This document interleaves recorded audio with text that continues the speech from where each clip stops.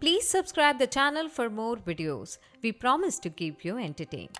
Previously, the king uses the opportunity to tell everyone about his promise to not to use Shin for political gain and how breaking the promise will cause them to leave. Shin is amazing to see that his uncle ends the ceremony early and is a man of his word. The next day, Shin's house is surrounded by those that want to see the newly awarded hero, so he decides to use the gate to go to school. Of course, this shocks the other students and he explains how it's a bit different from teleportation.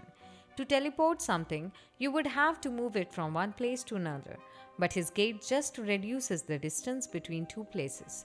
The concept is too difficult for the others to understand. But Shin explains that they might be able to use it one day since they are in study group together. Shin then gets an idea about putting everyone in a boot camp and leveling them all up.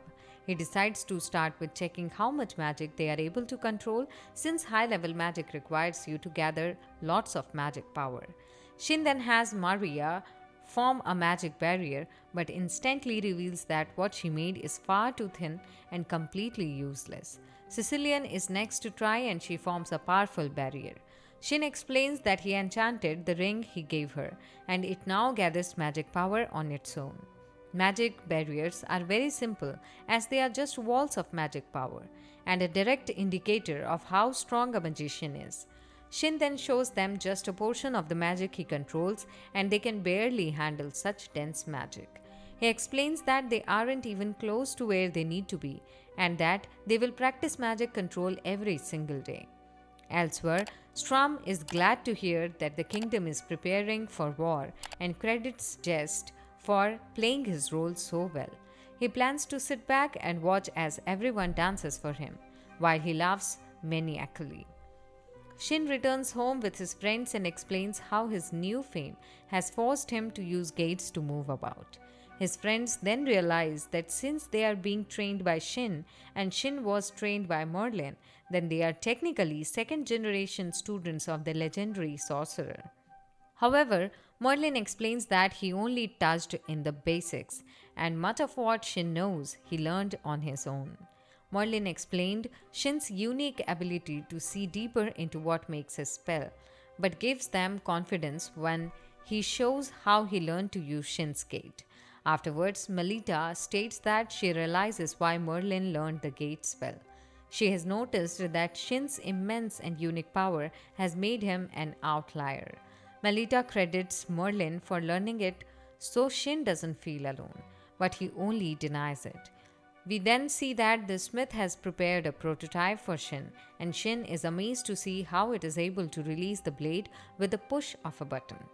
Og then asks for permission to mass produce Shin's sword for the army, and reveals that it's because war is close at hand.